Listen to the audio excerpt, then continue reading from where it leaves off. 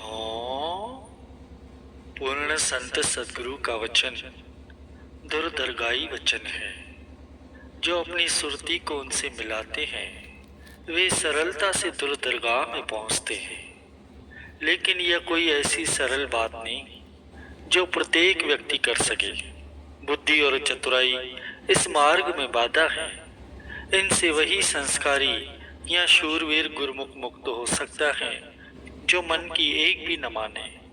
पूर्ण संत सदगुरु की शरण ग्रहण करना और उनकी आज्ञा मानना ही मुक्ति प्राप्त करने का सरल साधन है।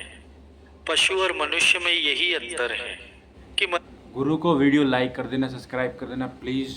वीडियो लाइक कर दो, सब्सक्राइब कर दो प्लीज़, कमेंट भी ज़रूर कर दो। जय सिद्धानंद, जय हो गुरु। मनुष्य आत्मिक उन्नति का साधन कर सकता है लेकिन पशु नहीं कर सकता।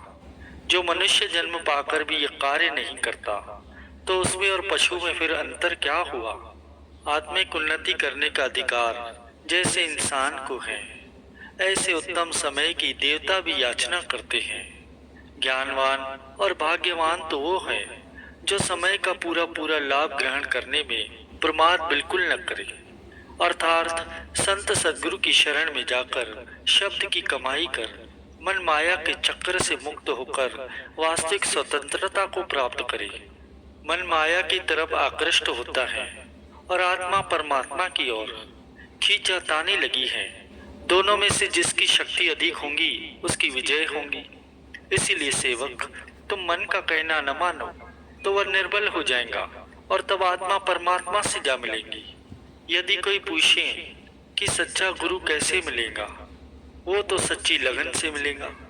यदि उनके संयोग में विलंब हो रहा है तो अभी लगन पूरी नहीं हुई। लगन हो और प्रियतम न मिले ऐसा कदापि हो नहीं सकता। सच्चे गुरु के दरबार में ये तासीर है कि विकारी मनुष्य भी अधिकारी बनकर अपना जन्म संवार लेते हैं। ईश्वर ने जाति पाति को छोड़कर सबको एक बराबर शारीरिक अंग दिए हैं। सब में एक जैसी आत्मा है। इसलिए जो भी शब्द अभ्यास करेगा उसी को मोक्ष की प्राप्ति होगी। शब्द अभ्यास के बिना कर्मों की जड़ नहीं काटी जा सकती। जो लोग गुरुमति और नाम अभ्यास को छोड़कर मन के विचारानुसार कर्म करते हैं वे कर्म फल से बच नहीं सकते। पूर्ण सदगुरु का हाथ खंडों और ब्रह्मांडों तक पहुंचता है। वे अपने सच्चे सेवक की लोक परलोक में सहायता करते हैं। सच्चे सेवक हर पल मालिक को याद करते हैं, इसलिए यमदूत उनके निकट नहीं आ सकते। सदगुरु की आज्ञा सत्य सत्य कर मानना ही ईश्वरीय आज्ञा का पालन करना है। किसी खाली प्लाट को बनाकर भगवान की मूर्ति स्थापित करो तो वह मंदिर कहलाता है। व्यक्ति के हृदय में जब भगवान का निवास हो जाता है तो वह चेतन मंदिर बन जाता है। तुम नाम का सिमरन करोगे तो सदगुरु की वास्तविक शक्ति को जानोगे और उनका हार्दिक आभार मानोगे। पूर्ण सदगुरु अभ्यास का सरल से सरल साधन बतलाते हैं जो कि अति फलदायक होता है। उसे करने में कोई कठिनाई या भय नहीं होता और उसे प्रत्येक प्राणी हर समय कर सकता है। शब्द अभ्यास से ही अमर पद प्राप्त किया जा सकता है। ईश्वर निमित्त कार्य करो तो कर्म बंधन में नहीं बांधे जाओगे। स्वयं को कर्ता समझोगे तो फल अवश्य ही भोगना पड़ेगा। तुम जो कुछ भी करते हो या सोचते हो उसे तुम्हारा मालिक भली भांति जानता है।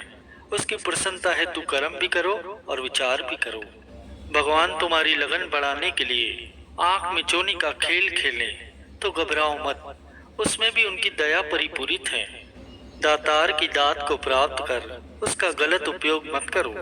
दातार को भूलकर अभिमान न करो और दूसरों को दुखी मत करो। किसी का बुरा मत सोचो, किसी की बुराई न करो और किसी से बुरा मत कहो।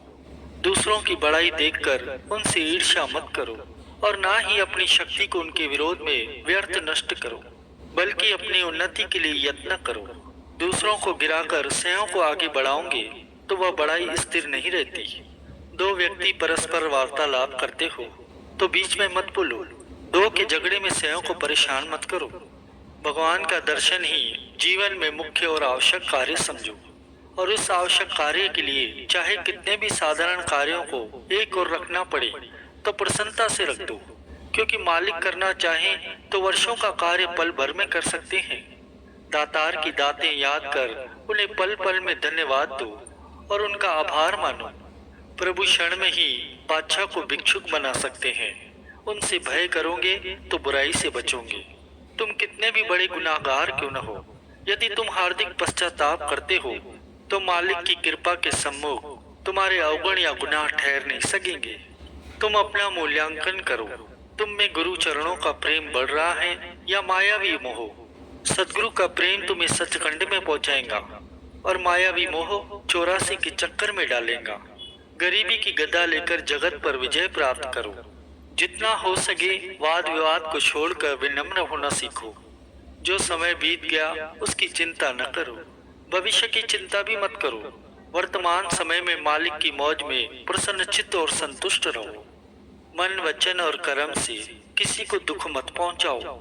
सदगुरु की प्रसन्नता और अप्रसन्नता को दृष्टि में रखते हुए भी मनमति से चलोगे तो धोखे में रहोगे और बाद में पछताओगे। एक तो मधुर बोलो, दूसरा किसी के अवगुण प्रकट न करो। अपने अवगुणों को सुधारो। नियम से जपो गुरु का नाम, मन से त्यागो मोह और काम। सेवो सदगुरु आठों याम, जो पहुंचावे तुम्हें निज धाम। एक क्रोध को त्यागो, दूसरा हऊमय का बोझ उतार कर फेंक दो। सदगुरु का ध्यान धारण करो तो उनसे जा मिलोगे। संतों की संगति करो, उनकी कृपा की याचना करो। यदि उनका द्वार नहीं छोड़ोगे तो वे तुम्हें तृप्त कर देंगे, क्योंकि वे स्वयं तृप्ति के भंडार हैं। इच्छाओं को त्यागो ताकि मन भटकने से बचा रहे। सिर को झुकाकर सदैव वाह वाह गाओ और आपा भाव मिटाकर अपने प्रियतम को पाओ। द्वेष भाव को छोड़ दो, माया से मुख मोड़ लो। जहां तहां से तोड़कर प्रेम प्रभु से जोड़ लो। धैर्य को अपनाओ, मौज पर प्रसन्न रहो। गुरु आज्ञा को शिरोधार्य कर अपना बेड़ा पार करो। सदगुरु में विश्वास रखो, उदास कभी मत हो। वे तुम्हारा दुख अवश्य ही दूर करेंगे। किसी का दिल दुखी न